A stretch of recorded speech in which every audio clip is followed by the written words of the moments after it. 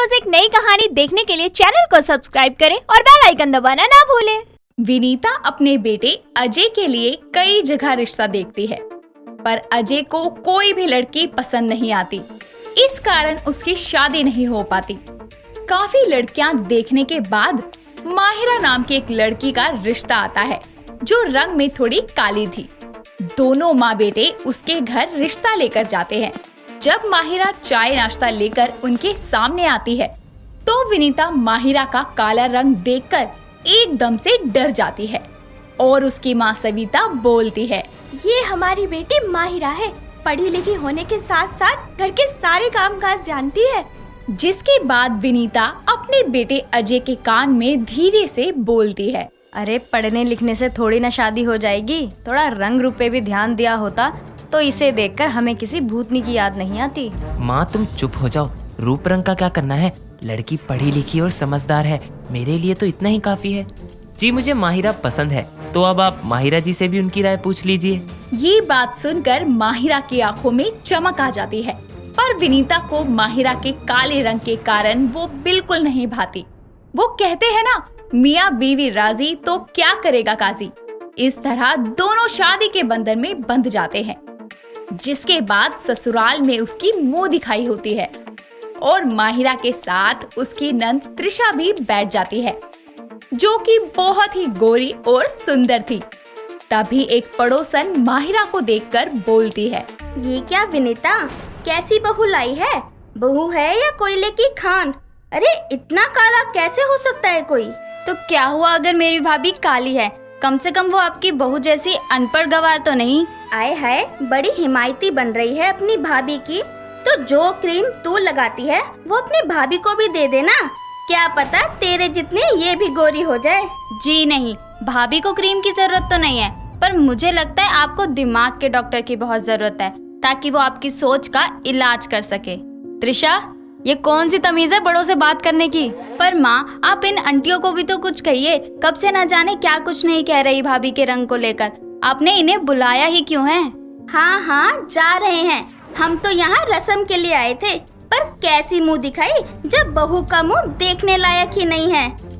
इतना कहकर सारी औरतें वहाँ से चली जाती है और ये सब सुनकर माहिरा को बहुत बुरा लगता है और वो रोते रोते अपने कमरे में चली जाती है। तभी त्रिशा भी उसके पीछे पीछे जाने लगती है। तभी उसकी माँ बोलती है, अब तू कहाँ चली उसके पीछे पीछे? तेरी वजह से उसकी मुंह दिखाई रह गई। मैं पूछती हूँ कि तुझे इतना बोलने की क्या जरूरत थी? जब ऐसी बहू लेकर आएंगे तो सुनना तो पड़ेगा ही ना। माँ, कम से कम आप तो भाभी के बारे में ऐसा मत कहो। अरे मैंने तो कुछ भी नहीं कहा, तभी तो ये काली कलूटी हमारे पल्ले पड़ गई। लोग तो कहेंगे ही कि बहू से ज्यादा सुंदर तो हमारी ये बेटी है। वही माहिरा अपनी मुंह दिखाई पर पानी फेरने की सारी जिम्मेदार अपनी ननद को मानती है और खुद से बोलती है, ये त्रिशा अपने आप को समझती क्या है? आखिर ये होती कौन है मेरे लिए बोलने वाली? इसकी वजह से आज मुझे इतना कुछ सुनना पड़ा। मेरा सारा मुंह दिखाई का फंक्शन खराब हो गया। अच्छा होता जो अपना मुंह बंद रखती। अरे गोरी है तो क्या हुआ, मुझ पर दया दिखाएगी क्या? ऐसे ही कुछ दिन बीत जाते हैं और एक दिन त्रिशा की कुछ फ्रेंड्स घर आती हैं, जिन्हें माहिरा छिपकर किचन से देखती है और बोलती है, जरूर ये त्रिशा अपने फ्रेंड्स को आज इसीलिए घर लाई है, ताकि जैसे उस दिन इसने पड़ोसियों के सामने मुझे बेइज्जत किया था ना, आज अपने दोस्तों के सामने भी कर सके। इतना बोलकर वो अपने कमरे में जाकर चादर ओढ़कर सो जाती है। त्रिशा अपनी भाभी को बुलाने के लिए पहले तो किचन में जाती है, पर भाभी किचन में ना मिलने पर वो उनकी कमरे में जाती है, जहां पहुंचकर वो देखती है कि माहिरा तो चादर ओढ़कर सो रही है।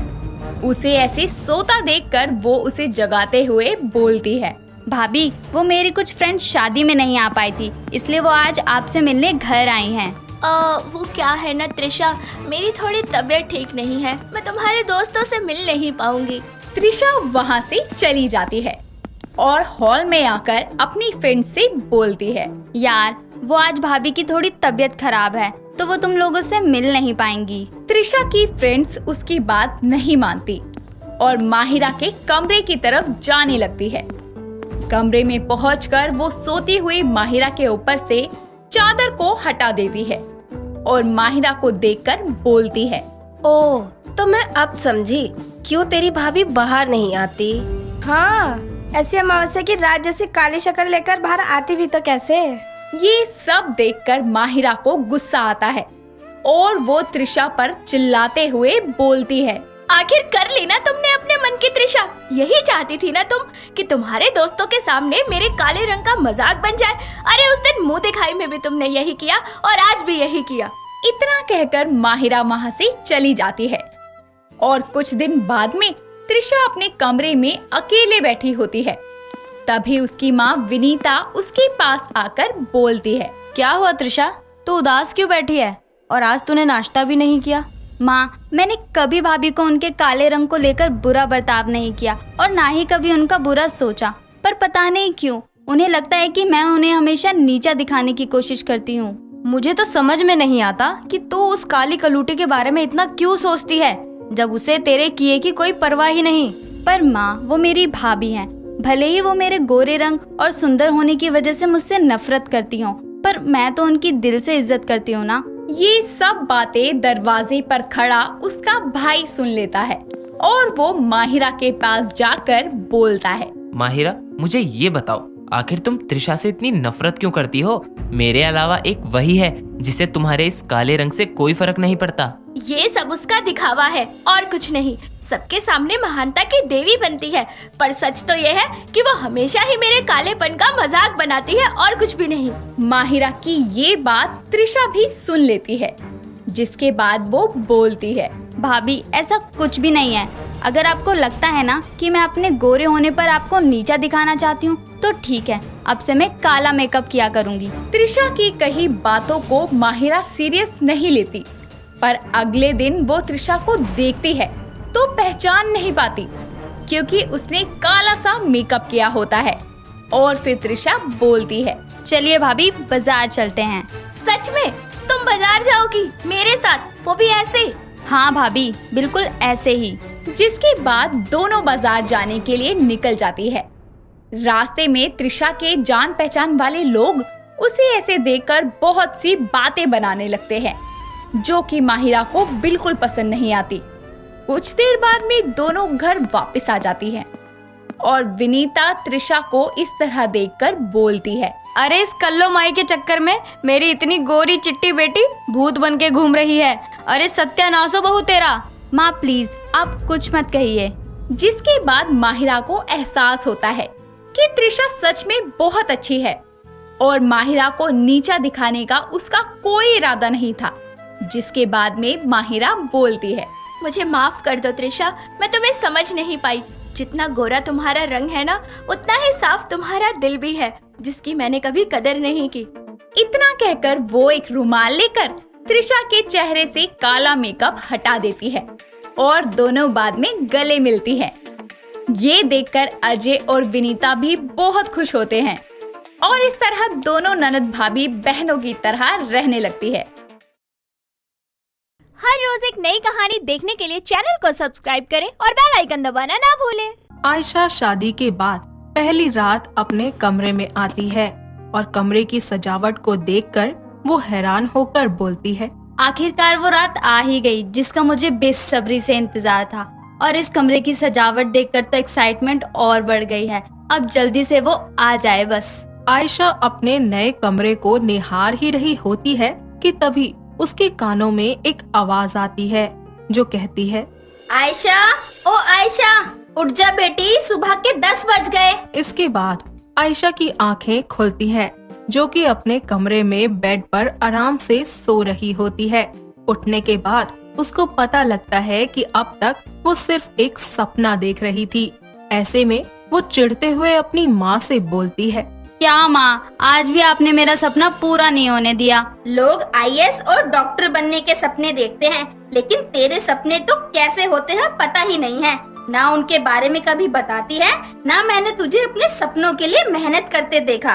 पता नहीं क्या क्या देखती रहती है। माँ, आपको बता दिया ना तो कूटने लगोगी आप। आयशा की माँ उसके कमरे से चली जाती है, जिसके बाद वो कुछ देर में नहा धोकर बाहर नाश्ते की टेबल पर बैठकर कहती है, ओ मम्मी, मम्मी, ओ मम्मी, ओ मेरी प्यारी मम्मी। क्या है, क्यों पागल हो जा रही है? अब आपको अपनी बेटी का ख्याल नहीं है तो मुझे ही पागल होना पड़ेगा ना। इतनी बड़ी हो गई हूँ मैं, अब मेरी वो करने की उम्र हो गई है। सोचा है उस बारे में कभी? किस बारे में? और ढंग से बोल, क्या बोलना चाहती है? मम्मी मेरी शादी कर दो मई जून जुलाई में, मम्मी मेरा जी नहीं लगता कॉलेज की पढ़ाई में। चुपचाप कॉलेज जा रही है या लगाऊं कान के नीचे एक? आयशा नाश्ता करके अपने कॉलेज के लिए निकल जाती है। उसके जाने के बाद माधुरी उसकी बात के बारे में सोचती है। माधुरी अपने सभी रिश्तेदारों को कॉल करके अपनी बेटी के लिए रिश्ता देखने को कहती है। दूसरी तरफ आयशा कॉलेज पहुंचकर चुपचाप कैंटीन में बैठी होती है। तभी उसके पास उसकी दो दोस्त माला और संजना वहां आकर बोलती हैं।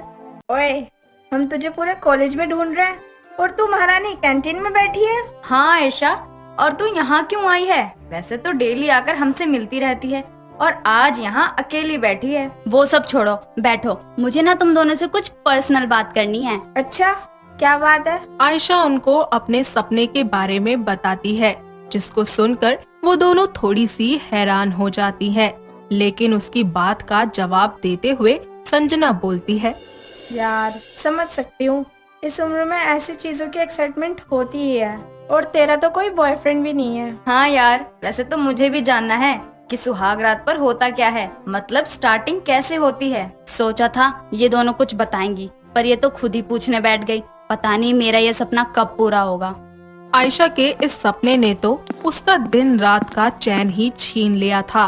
उसको अपनी सुहागरात की इतनी ज्यादा जल्दबाजी थी कि अब बस सोते जागते उठते बैठते उसको सुहागरात के ही सपने आया करते थे। ऐसे ही एक सुबह आयशा कमरे में नींद में बड़बड़ाते हुए बोलती है। हाँ, शुरू करते हैं ना। इसी चीज का तो मैंने कब से इंतजार किया था। अब देर मत लगाओ ना जान, सारी रात ऐसे ही निकाल दोगे क्या? उतारो भी अब। आयशा अपनी नींद में जो भी बड़बड़ाती है वो उसकी माँ माधुरी सुन लेती है, जिसके बाद वो गुस्से में एक गिलास पानी आयशा के मुंह पर फेंक देती है। पानी की वजह से वो अचानक घबराकर उठते हुए बोलती है। बचाओ बचाओ, बाढ़ आ गई। ये लड़की तो शर्म लिहाज बेच कर खा गई है। अरे शादी का भूत इतना चढ़ा लिया है जो सपने में भी ऐसी गंदी गंदी चीजें देखेगी। बेशरम कहीं की। अब उठ और तैयार हो जा, तुझे देखने लड़के वाले आ रहे हैं। क्या सच में माँ? ओ बल्ले बल्ले, मेरी शादी होगी फिर सुहा। क्या बोली? सुहा? हाँ क्या? अरे मतलब फिर मैं सुहागन होंगी। ठीक है, जल्दी तैयार हो जा। शादी की कितनी खुशी है इस लड़की को। कुछ ही देर में ऋतिक नाम का लड़का अपने पिता रघुविंदर और माँ बरखा के साथ आयशा के घर उसको देखने आता है।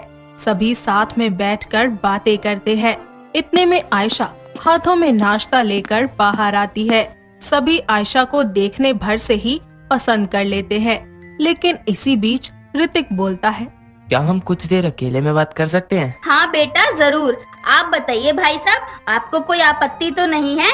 अरे नहीं, आजकल के बच्चे हैं, एक दूसरे को जाने बिना शादी नहीं करते।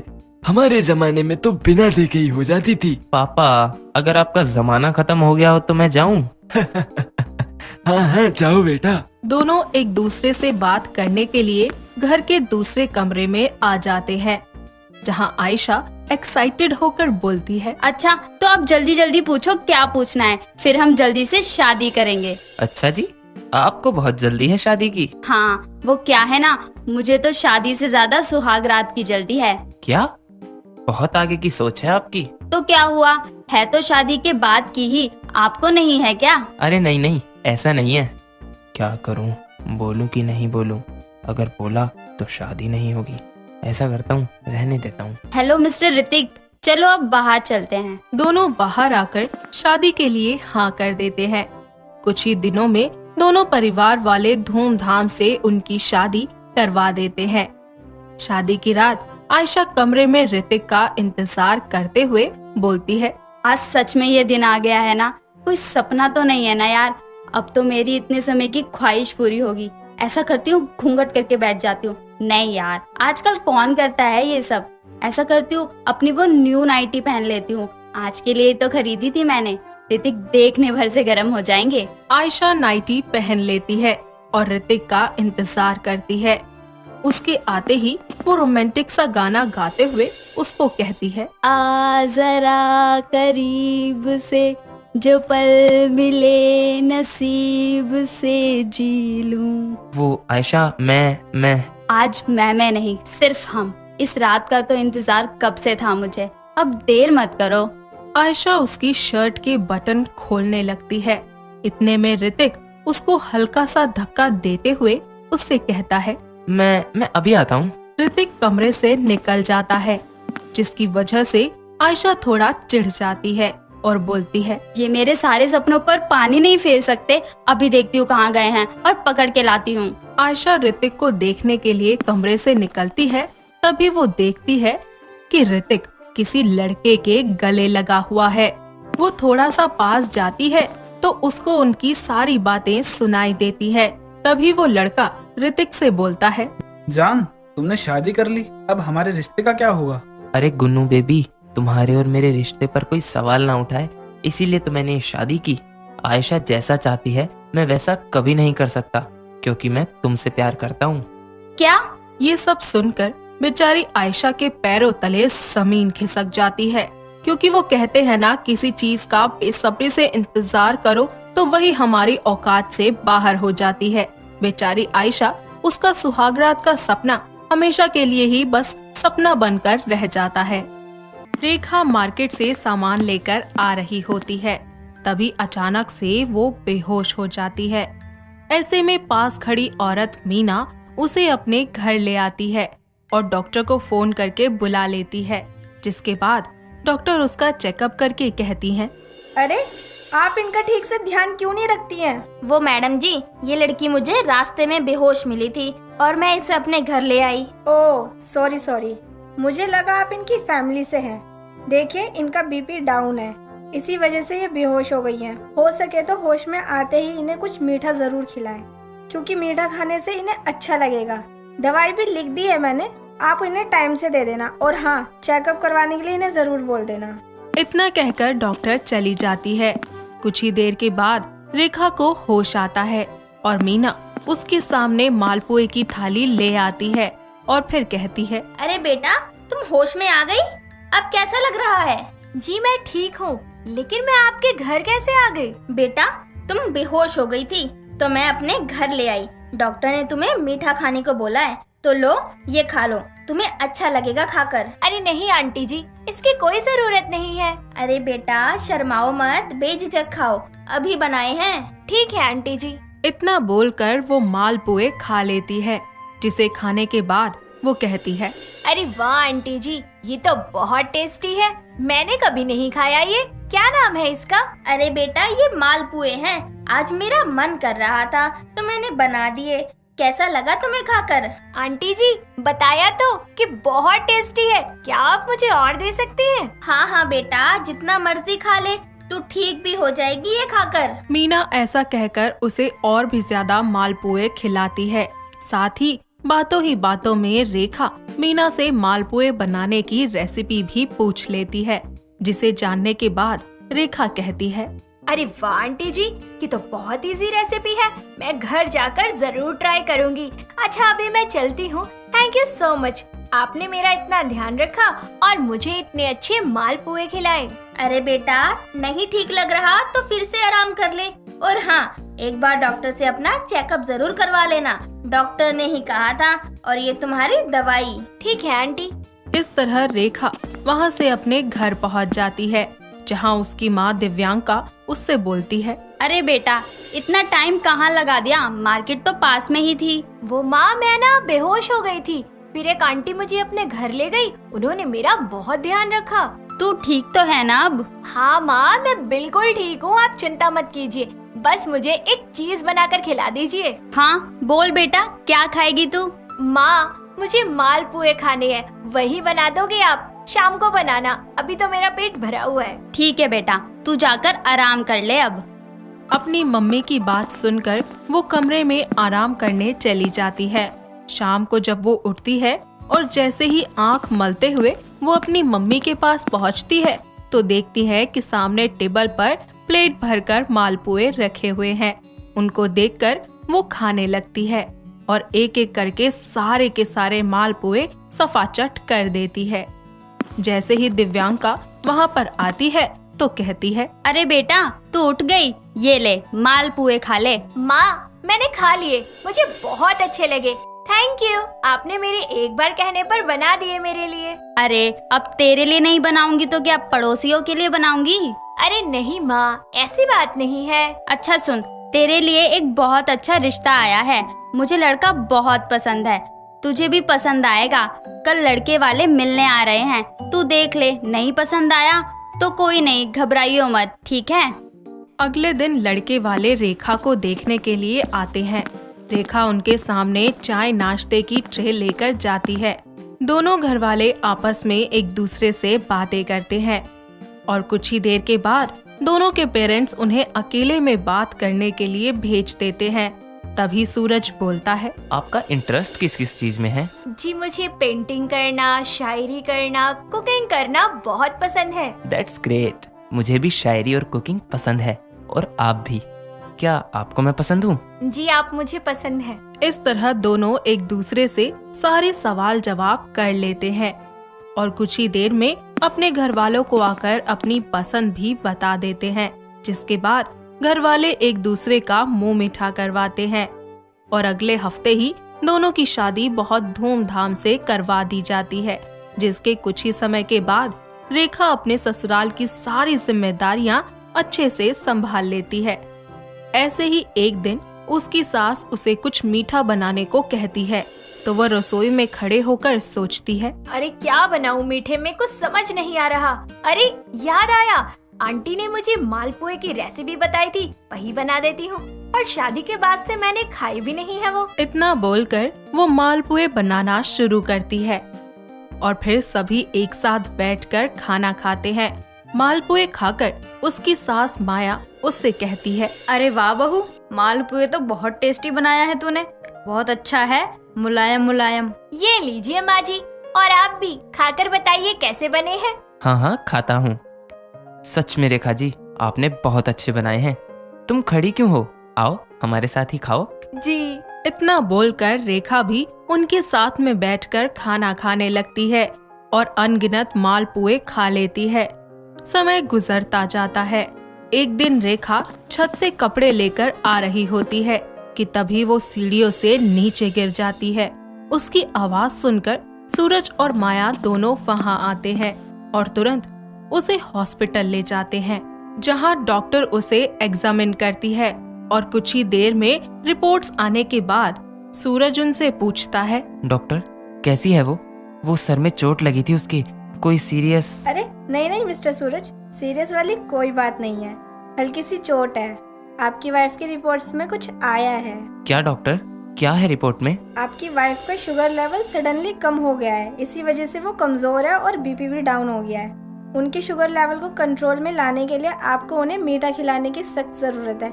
जितना हो सके उन्हें जूस, फ्रूट, कॉफी, चॉकलेट सब खिलाइए। ठीक है डॉक्टर। डॉक्टर की बात सुनकर कुछ देर के बाद सूरज और माया उसे वापस घर ले आते हैं। साथ ही उसका बहुत ध्यान रखते हैं, उसे जूस, फ्रूट्स सभी चीजें खिलाते पिलाते हैं ताकि उसकी सेहत अच्छी बनी रहे। ऐसे में अजीब सा मुंह बनाकर रेखा बोलती है, सूरज जी मुझे ये सब नहीं खाना, अगर आपको मुझे मीठा ही खिलाना है तो मालपुए खिला दीजिए ना, बस वो भी तो बहुत मीठे होते हैं। अच्छा ठीक है, वो भी मिल जाएंगे, पर एक शर्त पर, पहले इसे खत्म करो, ये भी जरूरी है। रेखा नहीं मानती और फिर सूरज अपने हाथों से उसे फ्रूट्स खिलाता है और शाम को माया उसके लिए मालपुए बनाकर लाती है और अपने हाथों से खिलाती है, जिसके बाद वो बहुत ही ज्यादा खुश होती है और कहती है, माँ जी आपने मेरे लिए बनाए हैं। अब अगर बहू ने कुछ मांगा है तो उसे देना तो बनता ही है ना, और वैसे भी मीठा खिलाना है तुझे तो मैंने सोचा मैं तेरे पसंद का ही बना दूं। ऐसे ही वक्त बीतता जाता है और रेखा अब डॉक्टर की बात को बहुत ही ज्यादा सीरियसली ले लेती है, जिसकी वजह से मालपुए उसके पसंदीदा होने के कारण वो उन्हें बहुत ज्यादा मात्रा में खा लेती है और उन्हें इतना ज्यादा खाती है कि अब उसकी तबीयत एक बार फिर से खराब होने लगती है। उसे घबराहट, बेचैनी, सांस फूलना, ये सारे सिम्टम्स होते हैं, लेकिन वो इन सारी बातों को नजरअंदाज कर लेती है। मगर सूरज रेखा की शक्ल देखकर सब कुछ समझ जाता है और उसे फिर से डॉक्टर के पास ले जाता है। दोनों डॉक्टर के पास जाते हैं, जहां डॉक्टर उसका फिर से चेकअप करती हैं और फिर बताती हैं, मिस्टर सूरज, ये आपने क्या करवा दिया? इतना मीठा खिलाने को नहीं बोला था। अब आपकी वाइफ का शुगर लेवल जरूरत से ज्यादा बढ़ चुका है, इसलिए उन्हें सांस लेने में दिक्कत होती होगी, घबराहट, चक्कर, ये सब भी होते होंगे। जी डॉक्टर, यही सब हो रहा था इन्हें, फिर भी चेकअप के लिए नहीं आ रही थी। मैं जबरदस्ती लाया हूँ। आप इन्हें करेले का जूस डेली पिलाइए, बहुत जल्दी असर करेगा वो। नहीं डॉक्टर, मुझे करेले का जूस नहीं पीना। ईऊ। रेखा जी, जितने अच्छे से आपने मीठा खाया है उसी तरह जूस भी पीजिए और ख्याल रखिए। इसके बाद वो दोनों घर लौट आते हैं और जाते ही सूरज उसे करेले का जूस जबरदस्ती पिला देता है, साथ ही उसका ख्याल भी रखता है। रोज रेखा को एक्सरसाइज करवाता है। वो हर एक कोशिश करता है जिससे उसका शुगर कंट्रोल में आ जाए और फिर सभी एक साथ मिलकर खुशी खुशी रहने लगते हैं। दोस्तों, अगर आपको ये कहानी पसंद आई तो इसे लाइक करें, शेयर करें और कमेंट करके बताएं कि कहानी में आपको सबसे अच्छा क्या लगा।